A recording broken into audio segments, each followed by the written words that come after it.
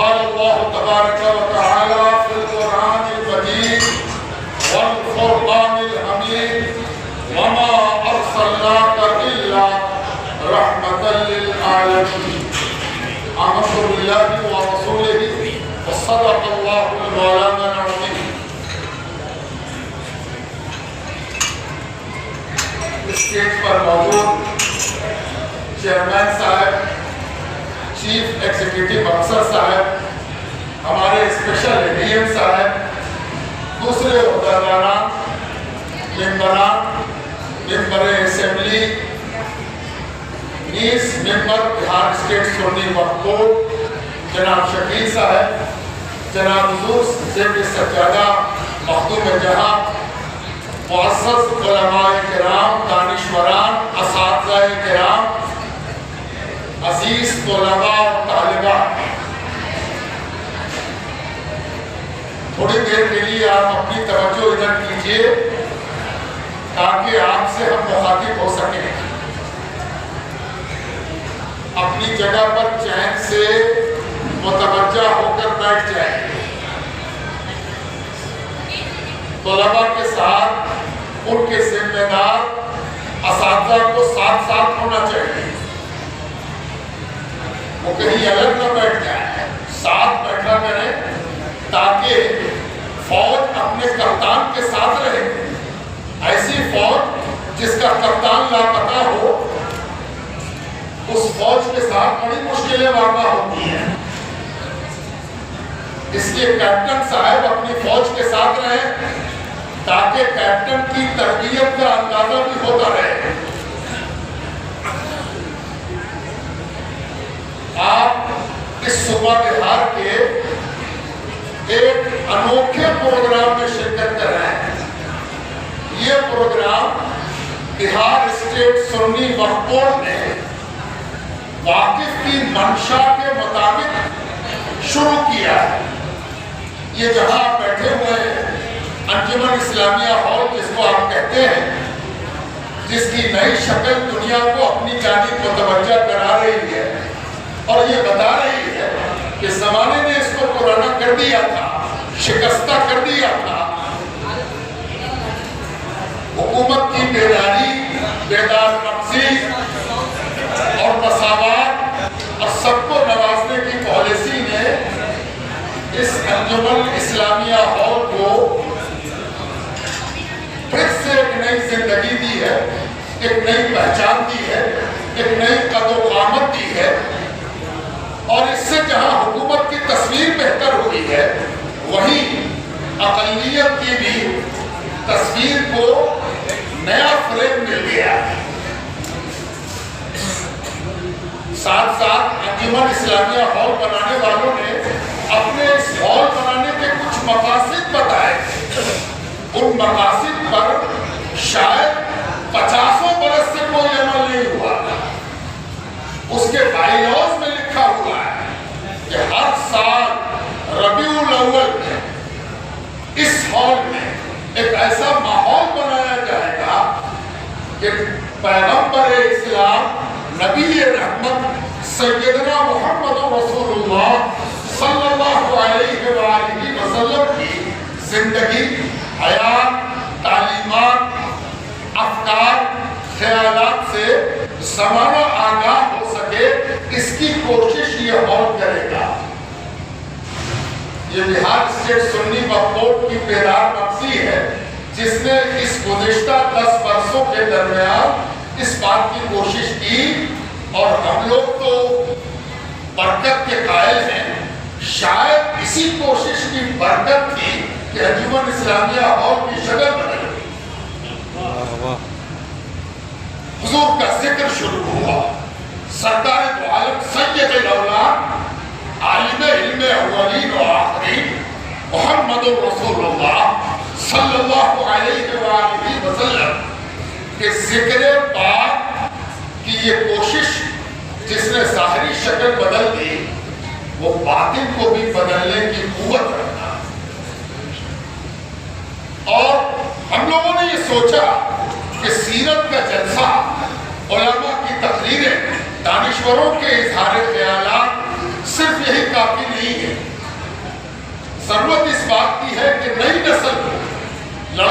یا لڑکیاں ان کو برابر موقع سموچت اوسر دیا جائے، ایک سنتولن بنایا جائے کہ لڑکے اور لڑکیاں سب حضور پاک علیہ السلام کی سیرت پر گفتگو کریں اور کریں، ان کو موقع دیا جائے کہ وہ لکھ سکیں، بول سکیں۔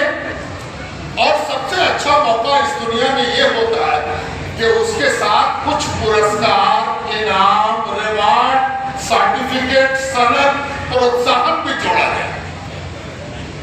یہ کوشش کی گئی اور اس کے لیے اللہ نے وسائل دیے ہیں، اس کے وسائل کی کمی نہیں ہے۔ بہار اسٹیٹ سنی وقف بورڈ کے پاس یہ وسائل ہیں۔ اس کا کام صرف یہ نہیں ہے کہ پرانی عمارتوں کی حفاظت کرے، اس کا کام صرف یہ نہیں ہے کہ مساجد، مقابر، امام باڑے، خانقاہیں، درگاہیں اور اوقاف کی جائیداد کی حفاظت کرے، بلکہ اس کی یہ ذمہ داری بھی ہے کہ ان اوقاف کے وقف کرنے کا جو بنیادی مقصد ہے اس کو آبادی کے ایک ایک انسان تک تعمیری حوالے سے پہنچائے۔ اور یہ کنسٹرکٹیو کام بہار اسٹیٹ سنی وقف بورڈ شروع کر چکا ہے۔ ابھی پٹنہ ضلع تک یہ کام ہوا ہے، ابھی بہت کرنا ہے۔ پٹنہ ضلع کے بارے میں بھی ہم لوگ مطمئن نہیں ہیں۔ آج تقریباً 700 طلباء اور طالبات یہاں شہید ہوئے اور انہوں نے مختلف قسم کے مسابقوں میں اپنے جوہر دکھائے، تب بھی ہم مطمئن نہیں ہیں۔ یہ بہت معمولی سی کوشش کا نتیجہ ہے، اس کو تھوڑا منظم، مرتب، سسٹمیٹک بنانے کی ضرورت ہے اور تمام اسکولوں اور مدارس تک پہنچنے کی ضرورت ہے۔ کوئی اسکول کیوں نہیں آیا، کوئی مدرسہ کیوں نہیں شریک ہوا؟ تو ہی بات ہو سکتی یا تو وہ لاپرواہ ہے یا ہم اس تک نہیں پہنچ سکے۔ تو ہم نہیں پہنچ سکے تو اپنا احتساب کریں، اور نہیں وہ پہنچ سکا تو اس سے احتساب کریں۔ کیوں نہیں آیا؟ کیا وجہ ہے؟ وہاں تو ہی لڑکا اردو پڑھنے والا کیوں نہیں ہو؟ اس کو آنا ہے، اس کو شریک ہونا ہے۔ اور ایک فیصلہ آپ کو اور سنا دیں کہ بہار اسٹیٹ سنی وقف بورڈ نے ایک فیصلہ لے لیا ہے۔ اس فیصلے کو زمین پر سچائی بنا کے اتارنے کے لیے ہم لوگ تتپر ہیں، تیار ہیں۔ ابھی اتارا نہیں ہے، اتارنے کے لیے بازوں کی صلاحیتوں کا اندازہ کر رہے ہیں۔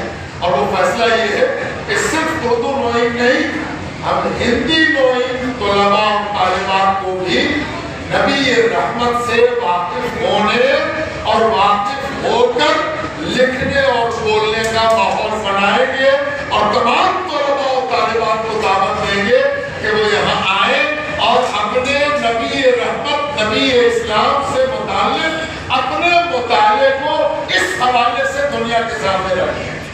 یہ کوشش بھی وقف بورڈ کرنے جا رہی ہے اور وقف بورڈ یہ کام کرے گی۔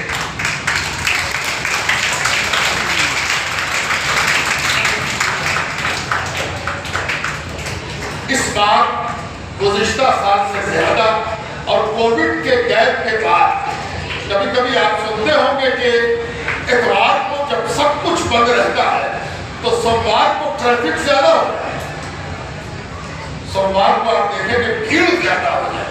اس کی وجہ یہ ہوتی ہے کہ اتوار کو آرام کرنے کے بعد اس فل اپ دا بلینک کو، اس خالی جگہ کو بھرنے کے لیے فطری طور پر ایک مسابقہ بنتا ہے، ادھر آدمی بڑھتا ہے۔ تو کووڈ میں جو سناٹا ہوا تھا اس کے نتیجے میں دیکھیے آج اتنا بھر گیا کہ چاروں ہال ہمارا فل ہے۔ ان چاروں ہال میں بھی فل ہو کے باہر آب رحمت برس رہا، کدھر جائے بچے اور کدھر بیٹھے بچیاں۔ یہ انجمن اسلامیہ ہال کا بننا آج سوارت ہوا، تھوڑا سا اور سوارت ہوگا۔ انجمن بنا ہی اس لیے ہے کہ نئی نسل، نئی آبادی، طلباء اور طالبات علم کے حوالے سے، تعمیر کے حوالے سے، شکشا کے حوالے سے، گیان کے حوالے سے، رچناتمک کارج کرم کے حوالے سے یہاں جمع ہو اور انجمن اسلامیہ ہال ان کو اپنے گود میں آغوش میں لے اور بہار اسٹیٹ سنی امت کو دنیا کو دکھائے کہ دیکھو انجمن اسلامیہ ہال کے آغوش میں نیا بھارت ہے، نیا بہار ہے، نیا پٹنہ ہے۔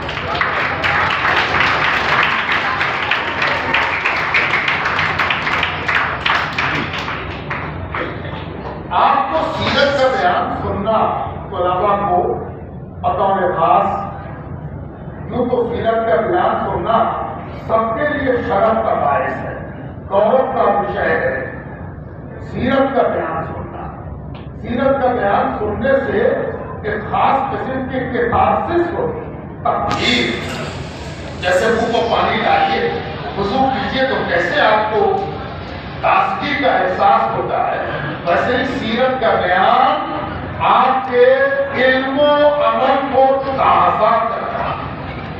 اس لیے سیرت کا بیان سنتے وقت کوشش بھی ہونا چاہیے، مؤدب بھی ہونا چاہیے، ہوشیار بھی ہونا چاہیے۔ یہ تو عام بات ہوئی۔ طلباء کو کیوں سننا چاہیے؟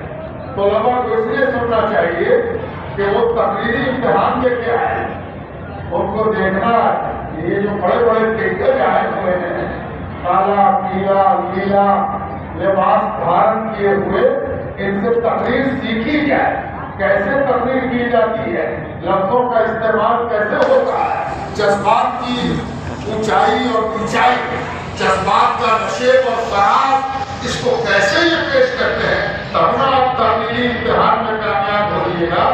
آپ امتحان دینے بھی آئے ہیں اور امتحان کا درست سیکھنے بھی آئے، اس لیے امتحان دے کے مطمئن نہ ہو جائیے کہ ہم امتحان دے دیا آپ دیکھیں کیا ہوگا، نہیں، اگلے امتحان کے لیے آپ کی تربیت کا سامان بھی ہے اور آپ نے جو امتحان دیا ہے اس کا احتساب کیجیے کہ ان تقریروں سے آپ کی تقریر میں کیا بہتر تھا اور کیا کمتر تھا۔ اس لیے آپ کا تقریر سننا بے حد ضروری ہے۔ تقریر کو یہ نہ سمجھیے کہ یہ آکسیلری ورب ہے، یہ مین ورب ہے، اور جس نے اس کو اوائڈ کیا وہ اچھا مقرر نہیں ہو سکتا۔ اب ایک بات اور سنیے، آپ کہیے کہ ہم نے تقریری امتحان نہیں دیا، ہم تو تحریری امتحان دے کے آ رہے ہیں، تو کان کھول کے سنیے۔ میرے استاد نے ایک بار مجھ سے کہا تھا، اگر تم کو صحیح صحیح لکھنے کی فکر ہے، صحیح صحیح لکھنے کی فکر ہے تو صحیح صحیح بولا کرو۔ اگر صحیح صحیح بولو گے تو صحیح صحیح لکھنا خود بخود ہو جائے، اور اگر بولو گے غلط تو کبھی صحیح نہ لکھ سکو گے، ہمیشہ اس کی اصلاح کریکشن کرتے رہ جاؤ گے۔ اس لیے اگر تم بولتے صحیح نہیں ہو تو قلم سے صحیح نکلے گا کیسے؟ اس لیے تحریری امتحان دیا ہے تب بھی آپ کو تقریر سننی ہے تاکہ آپ کی تقریر صحیح ہو اور نتیجتاً تحریر اچھی ہو جائے۔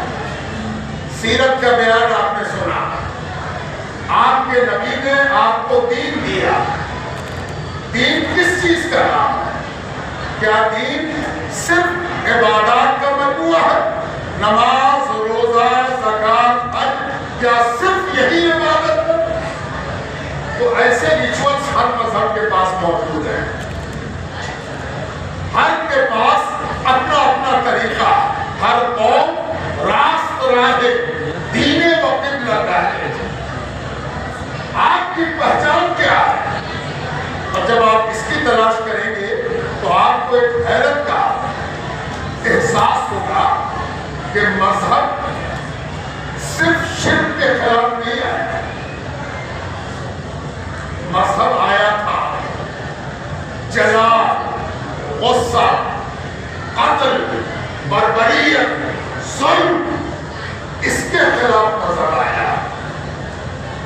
مذہب کا بنیادی کام ہے آپ کو ٹالرنس سکھانا، صبر سکھانا، ضبط سکھانا، معافی سکھانا، مساوات سکھانا، برداشت سکھانا۔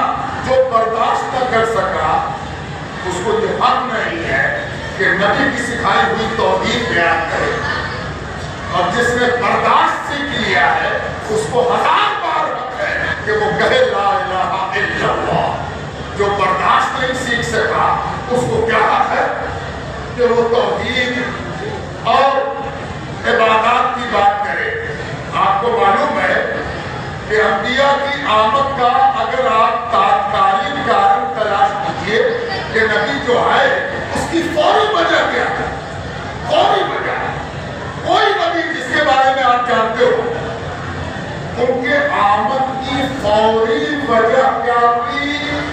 اگر آپ یہ کہیے سب لوگ خدا کو بھول گئے تھے تو بہت دن سے بھولے ہوئے تھے، بہت زمانے سے بھولے ہوئے تھے، منکرین توحید بن چکے تھے، فوری وجہ کیا؟ یاد رکھیے کبھی موقع ملے گا تو پڑھ کر میری گفتگو کو خلاصہ سمجھ کے آپ اسیس کیجئے گا، اسیسمنٹ کیجئے گا، احتساب کیجئے گا تو پتہ چلے گا کہ نبی کی آمد کی فوری وجہ انسانی حقوق سے کھلواڑ کا انتہا پر پہنچ جانا۔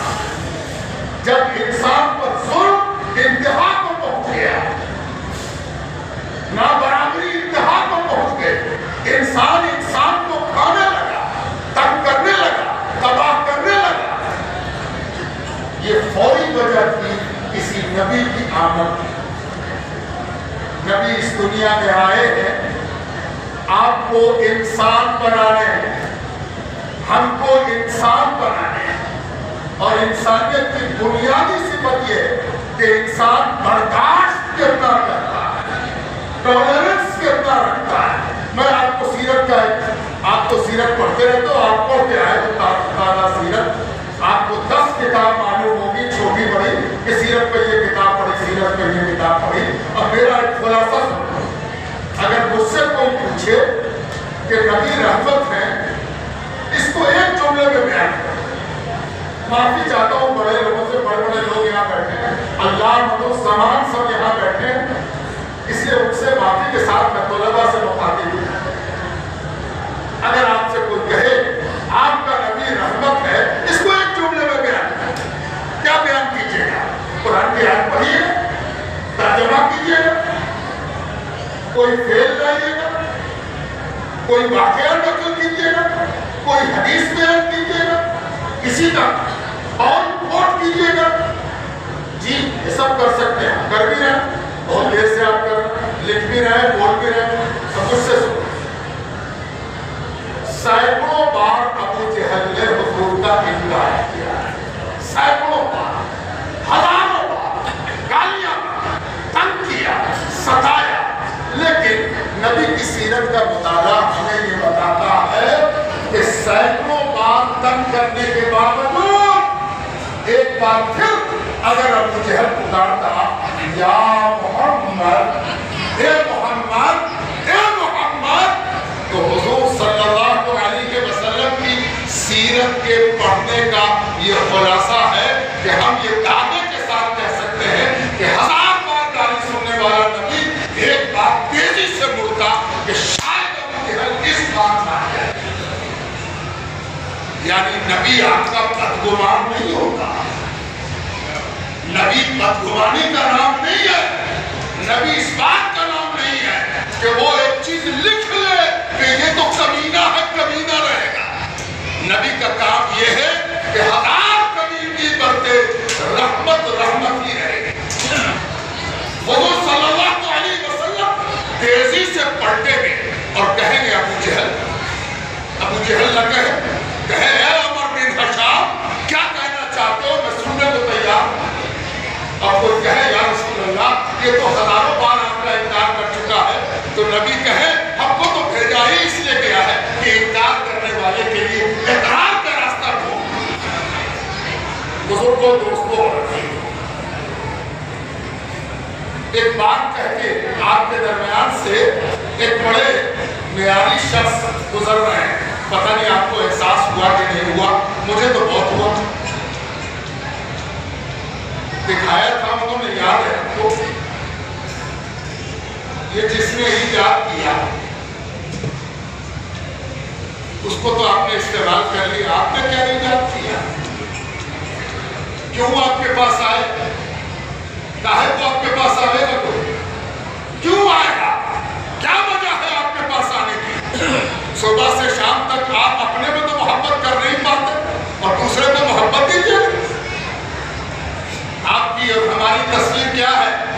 یہ آپس میں مل بیٹھ نہیں، یہ کسی سے ملتے نہیں، یہ سب کے ساتھ ایک ریزرویشن رکھتے ہیں، یہ اس کے ساتھ بیٹھیں گے ہم۔ تو جو اپنوں کے ساتھ نہ بیٹھ سکے وہ دوسروں کو بلانے کا حق رکھتا ہے۔ کیا کر دیا ہم لوگوں نے؟ صبح سے شام تک ہمارا ایک ہی کام ہے، یہ بدعتی ہے، یہ مشرک ہے اور یہ تو کافر ہے۔ یہی ہم بناتے ہیں، مشرک، بدعتی اور کافر۔ مسلمانوں کے آپسی تعلقات کا یہ آئینہ کہ سارے مسلمان جو دنیا میں پائے جاتے ہیں، ان کا سب سے پسندیدہ کام یہی ہے، مشرک بنانا، بدعتی بنانا اور کافر بنانا۔ یہ کیسے؟ اس کے بنانے کا فرصت بھی نہیں کرنا، یہ فرصت سے بنتا ہے۔ اس پر غور کرنا ہے۔ ہم لوگ کے تو بال سفید ہو گئے، جن کے بال ابھی نکل رہے ہیں اور جن کے بال ابھی الحمدللہ سیاہی کی طرف ہیں، ان کو اس پر غور کرنا ہے کہ ہم نے اپنا وقت کہاں خرچ کیا، کن مصروفیتوں میں خرچ کیا۔ جن صاحب نے آپ کو موبائل دکھایا، انہوں نے آتے وقت ہم سے کہا تھا کہ ذرا بتائیے گا کہ نبی نے نباتات کے بارے میں کیا کہا، جیولوجی کے بارے میں کیا کہا، اینیمل ہسبینڈری کے بارے میں کیا کہا، ماؤنٹین بلڈنگ کے بارے میں کیا کہا، جیوگرافی کے بارے میں کیا کہا، نجوم و افلاک کے بارے میں کیا کہا۔ آپ کا نبی صرف نماز پڑھا کے چلا گیا یا دنیا کو دانشوری کی دعوت دے گئی؟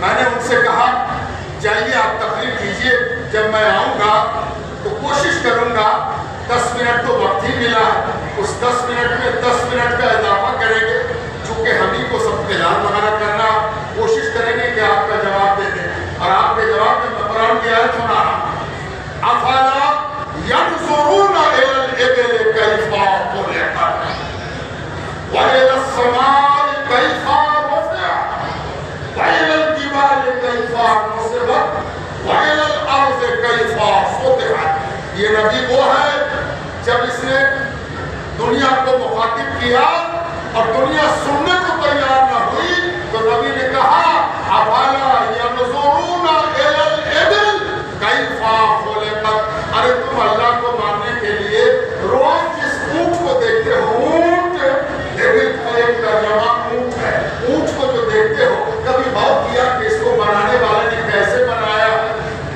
یہ گائے کی طرح نہیں ہے، یہ بھینس کی طرح نہیں ہے، یہ بکری کی طرح نہیں ہے، یہ گدھے کی طرح نہیں ہے، یہ خچر کی طرح نہیں ہے، یہ شیر کی طرح نہیں ہے، یہ بلی کی طرح نہیں ہے۔ اس کو ریگستان میں رکھنا تھا، ریگستان کا جہاز بنانا تھا، تو اس کے خالق نے اس کو کیسے بنایا؟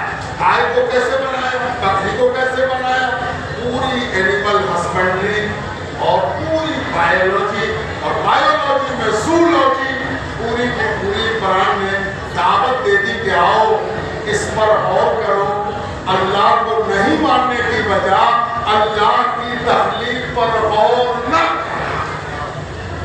جتنا غور کرو گے اتنا ہی خالق سمجھ میں آئے۔ اور اللہ تعالیٰ نے اس جملے کا ایک ترجمہ اور سن لیجئے، ایبل کا ایک ترجمہ تو اونٹ ہے اور ایبل کا ایک ترجمہ بادل ہے، کلاؤڈ۔ افلا ينظرون الى الابل كيف خلقت۔ ہائے ہائے، تم نے کبھی بادل کو بھی نہ دیکھا کہ یہ بادل فارمیشن کیسے ہوتا ہے؟ نہ آئے تو کیا ہوتا ہے؟ مانسون والوں کی تو عید ہے بادل کا، بادل بنتا کیسے، آتا کیسے؟ کیرل پہنچ گیا، مہاراشٹر میں برس رہا، بہار آئے گا کہ نہیں آئے گا؟ یہ کس نے دعوت دی سوچنے کی؟ اس کا نام محمد رسول اللہ صلی اللہ علیہ وآلہ وسلم۔ الى السماء كيف رفعت، صرف معراج کا تذکرہ کرو گے کہ معراج تھی۔ کبھی تم نے غور کیا کہ یہ آسمان جس سے گزر کر 7 آسمانوں تک تمہارا نبی جسم و جان کے ساتھ تشریف لے گیا، اس آسمان کا کیا حقیقت کا معاملہ ہے؟ یہ جس نے غور و فکر کی دعوت دی اس کا نام ہے سیدنا محمد رسول اللہ۔ وَإِلَى الْجِبَالِ كَيْفَ نُصِبَتْ۔ اے اللہ کا انکار کرنے والے، رسول کا انکار کرنے والے، کبھی پہاڑ کی طرف دیکھا کہ کہے تو اللہ تعالیٰ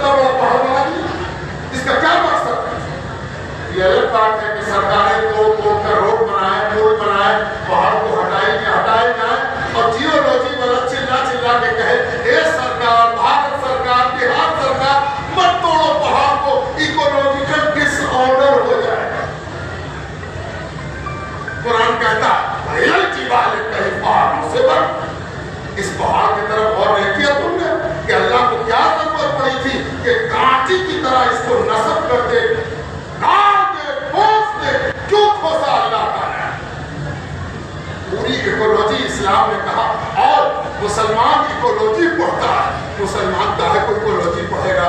मुसलमान तो इस चक्कर में पड़ गया कि कैसे दूसरे मुसलमान के पीछे है ना। मुसलमान का सबसे पसंदीदा काम है, पूछिए उससे कि जिंदगी में तुमने सबसे काम क्या काम किया? पूछिए उससे कल तुमने क्या किया? दिन भर कल किसी मुसलमान के पीछे पड़ा हुआ था, है ना। मुझे याद आई वो लेबोरेटरी का वाकया कि एक लेबोरेटरी में एक आदमी घूमने गया, उसने देखा कि बायोलॉजी की लेबोरेटरी है, उसमें बहुत सा मेंढक आया। मेंढक उसको चीरा जाता है, डॉक्टरी की पढ़ाई के वक्त में चीर के उसको पढ़ाया जाता। देखो ये लीवर है, देखो ये किडनी है, देखो ये नली है, ये टेस्टाइन है, ये इनर टेस्टाइन है, और ये इसका चमड़ा है। देखो इसको सीए में तो कैसे सीए? ये लेबोरेटरी है।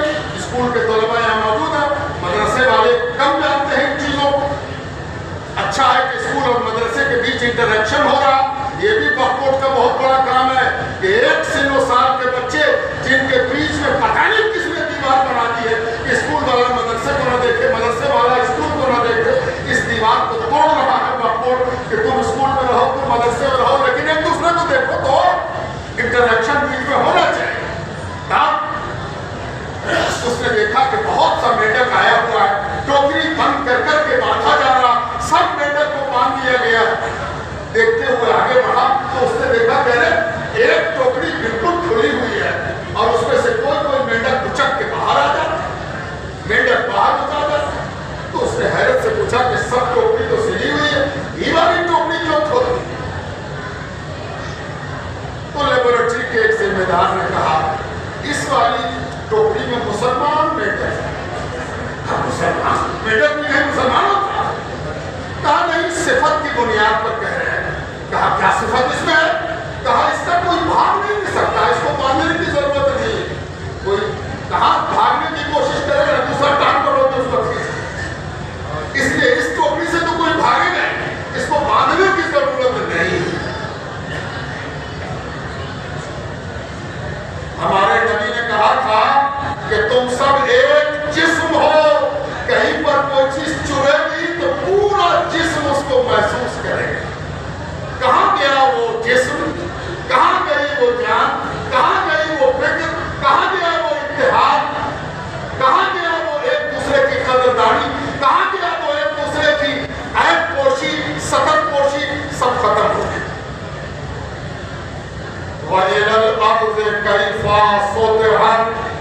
जमीन पर भी गौर नहीं करते कि अल्लाह ने इसको क्यों मुसत्ता किया है, और मुसत्ता बराबर समतल न करता तो क्या क्या नुकसान होता? इस पर गौर करो, खुदा समझ में आएगा, रसूल समझ में आएगा। यानी पूरी 4 आयत में कायनात साइंस को कुरान ने दीन का लाज़िमा करार दिया। तो हम कहाँ पहुंच गए? तो हम क्या कर रहे हैं? तो हमें क्या करना चाहिए? ये एक लम्हा फिक्रिया है और ये जारी और सारी रहेगा और इस पर काम होता रहेगा और इंशाअल्लाह